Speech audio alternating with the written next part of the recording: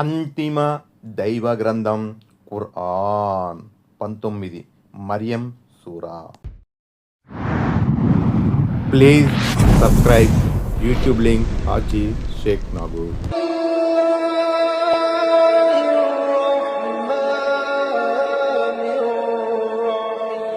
అపార కరుణామయుడు పరమ కృపాశీలుడు అయిన అల్లాహ్ పేరుతో. ఆయత్ నంబర్ 21. قال كذلك قال ربك هو علي هين ولنجعله آية للناس ورحمة منا وكان أمرا مقضيا. ఆయత్ నంబర్ 21. జరిగేది మాత్రం ఇదే, అది నాకు చాలా సులువు. మేము అతన్ని జనుల కోసం ఒక సూచనగా, మా ప్రత్యేక కృపగా చేయదలచాము. ఇదొక నిర్ధారిత విషయం అని నీ ప్రభు సెలవిచ్చాడు అని అతను వివరించాడు. వ్యాఖ్యానం 21. అంటే నీకు మగవాని పొందు లభించని మాట నిజమే, నువ్వు సౌశీల్యవతివన్న సంగతి కూడా నిజమే, అయినా సరే ఇది నీ ప్రభు నిర్ణయం. వ్యాఖ్యానం 22. ఇక్కడ అల్లాహ్ చెప్పదలచినది ఏమిటంటే, మేము ఏది చేయగోరినా కష్టసాధ్యం కాదు. మేము ఆ బాలుణ్ణి సృష్టి ప్రక్రియలో ఒక వినూత్న ఘట్టంగా, ఓ క్రొంగత్త ఆవిష్కరణగా చేయదలచాము. ఇంతకు మునుపు మేము మీ పితామహుడైన ఆదం అలైహిస్సలాంను స్త్రీ పురుషుడు లేకుండానే సృజించాము. మీ మాతృమూర్తి అయిన అవ్వ అలైహిస్సలాంను కేవలం పురుషుని నుంచి సృష్టించాము. మీ అందరినీ స్త్రీ పురుషుల జంట ద్వారా అవనిలో వ్యాపింపజేశాం. ఇప్పుడు ఈసా యేసుక్రీస్తును 4వ తరహాలో పురుషుడు లేకుండానే కేవలం స్త్రీ ద్వారా సృజించి మా శక్తియుక్తులను మీకు చూపదలచాము. సృష్టికి సంబంధించిన ఈ స్వరూపాలు కూడా మా శక్తికి ప్రతీకలే. వ్యాఖ్యానం 23. ప్రత్యేక కృప లేక ప్రత్యేక కారుణ్యం అంటే దైవ దౌత్యం అని భావం. వ్యాఖ్యానం 24. ఈ పలుకులు జిబ్రాయిల్ అలైహిస్సలాంవి కావు, అల్లాహ్ పలుకులని జిబ్రాయిల్ అలైహిస్సలాం ఆయన తరపున పలికారు. అల్లాహ్ సృష్టి అపురూపమైనదని, ఆయన ఒకసారి ఆ మేరకు నిర్ణయించుకున్న మీదట దానికి ఇక తిరుగు ఉండదని చెప్పారు. ఆయత్ నంబర్ 22-23. فحملته فانتبذت به مكانا قصيا. ఆయత్ నంబర్ 22. అంతే, ఆమె గర్భవతి అయ్యింది. ఈ కారణంగా ఆమె ఏకాంతం కోసం దూర ప్రదేశానికి వెళ్ళిపోయింది. فأجاءها المخاض إلى جذع النخلة قالت يا ليتني مت قبل هذا وكنت نسيا منسيا. ఆయత్ నంబర్ 23. ఆ తరువాత పురిటి నొప్పులు ఆమెను ఒక ఖర్జూరపు చెట్టు కిందకి చేర్చాయి. అయ్యో, నేను ఇంతకు మునిపే చచ్చిపోయి ఉంటే, లోకులు నన్ను మర్చిపోయి ఉంటే బావుండునే అని ఆమె బాధపడసాగింది. వ్యాఖ్యానం 25. నేను చచ్చిపోయినా బాగుండేదే అని ఆమె చెప్పడం అర్థం చేసుకోదగిన విషయమే. అన్యం పుణ్యం ఎరుగని తనకు గర్భం వచ్చింది. ఇప్పుడు పలు ప్రశ్నలు వేస్తారు. తనకేమి తెలియదు అంటే ఎవరూ నమ్మరు.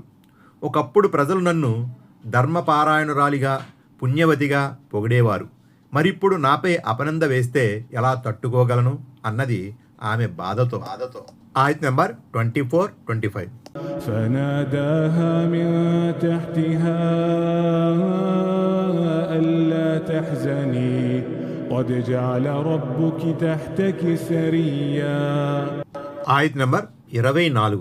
అంతలో దైవదూత క్రింద నుంచే ఆమెను పిలిచి ఇలా అన్నాడు, బాధపడకు, నీ ప్రభు నీ క్రింద ఒక నీటి ఊటను ప్రవహింపజేశాడు. وهزي إليك بجذع النخلة تساقط عليك رطبا جنيا. ఆయత్ నంబర్ 25. ఆ ఖర్జూరపు మొదలును నీ వైపుకు ఊపు, తాజా ఖర్జూర పండ్లు నీపై రాల్తాయి. వ్యాఖ్యానం 26. సరియన్ అంటే చిన్న సెలయేరు లేక నీటి ఊట అని అర్థం. కరుణామయుడైన అల్లాహ్ అద్భుతమైన రీతిలో ఆమె పాదాల కింద ఒక నీటి ఊటను సృష్టించాడు. ఎండిపోయిన చెట్టు నుండి తాజా ఖర్జూర పండ్లను సమకూర్చాడు. పిలుపు ఇచ్చిన వారు దైవదూత జిబ్రీల్ అలైహిస్సలాం. ఆయన ఆ లోయ దిగువ భాగం నుంచి నీరందించారు. ఇక్కడ సరియన్ అంటే సర్దారు అని అర్థమని, ఈ పదం ఈసా ప్రవక్తకు సూచిస్తుందని, ఆయనే క్రింద నుంచి తల్లి మరియమును పిలిచారని కొంతమంది చెబుతారు. ఆయత్ నంబర్ 26. فكلي واشربي وقري عينا فإما ترين من البشر أحدا فقولي إني نذرت للرحمن صوما فلن أكلم اليوم إنسيا. ఆయత్ నంబర్ 26. ఇక హాయిగా తిను, త్రాగు, కన్నుల పండుగ చేసుకో. ఏ మనిషైనా నీకు తారసపడితే నేను కరుణామయుని కోసం ఉపవాస వ్రతం పాటిస్తున్నాను, ఈరోజు నేను ఎవరితోనూ మాట్లాడను అని చెప్పు. వ్యాఖ్యానం 27. అంటే ఆకలి వేస్తే ఖర్జూర పండ్లు తిను, దాహమైతే ఆ నీరు త్రాగు, నీ పండెంటి బిడ్డను చూసుకుని కన్నుల పండుగ చేసుకో. వ్యాఖ్యానం 28. ఆ చెప్పడం కూడా నోటితో కాదు, సంజ్ఞతో. అప్పట్లో ఉపవాస వ్రతం అంటే అన్న పానీయాలను త్యజించడం, మౌనంగా ఉండడం అన్నమాట. ఆయత్ నెంబర్ 27, 28. فأتت به قومها تحمله قالوا يا مريم لقد جئت شيئا فريا. ఆయత్ నెంబర్ 27. ఆ తరువాత ఆమె ఆ పసివాణ్ణి ఎత్తుకుని తన జాతివారి వద్దకు వచ్చింది. ఓ మరియం, నువ్వు పెద్ద పాపం చేశావు. يا أخت هارون ما كان أبوك امرأ سوء وما كانت أمك بغيا. ఆయత్ నంబర్ 28. ఓ హారూన్ సోదరి, నీ తండ్రి చెడ్డవాడు కాడు, నీ తల్లి కూడా చెడు నడతగల స్త్రీ కాదే అని అందరూ అన్నారు. వ్యాఖ్యానం 29. హారూన్ సోదరి అని ఆమె సంబోధించడం గమనార్హం. అంటే బహుశా ఆమె కుటుంబంలో హారూన్ పేరు గల వ్యక్తి సుప్రసిద్ధుడై ఉండవచ్చు, లేదా దైవ ప్రవక్త హజరత్ హారూన్ అలైహిస్సలాంను దృష్టిలో పెట్టుకుని అలా అని ఉండవచ్చు, లేదా భయభక్తులలో, సౌశీల్యం, పారిశుద్ధ్యాలలో ఆమె హారూన్ను పోలి ఉన్న స్త్రీ అయి ఉండటం చేత అలా పిలిచి ఉండవచ్చు, లేదా రూపురేఖల్లో ఆమె హారూన్ని పోలి ఉండడం వల్ల ఆ విధంగా పిలిచి ఉండవచ్చు. దివ్య ఖురాన్లో ఇలాంటి ఉదాహరణలు ఉన్నాయి.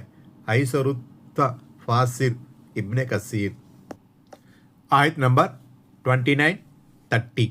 فأشارت إليه قالوا كيف نكلم من كان في المهد صبيا. ఆయత్ నంబర్ 29. మరియం తన పసిపిల్లవాని వైపు సైగ చేసి చూపించింది. ఒడిలో ఉన్న ఈ పసికందుతో మేమెలా మాట్లాడగలం అన్నారు వారంతా. قال إني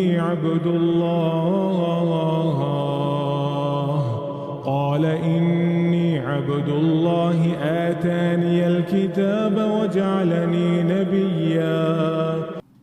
ఆయత్ నంబర్ 30. ఆ బాలుడు ఇలా పలికాడు, నేను అల్లాహ్ దాసుడను, ఆయన నాకు గ్రంథం వసగాడు, నన్ను తన ప్రవక్తగా నియమించాడు.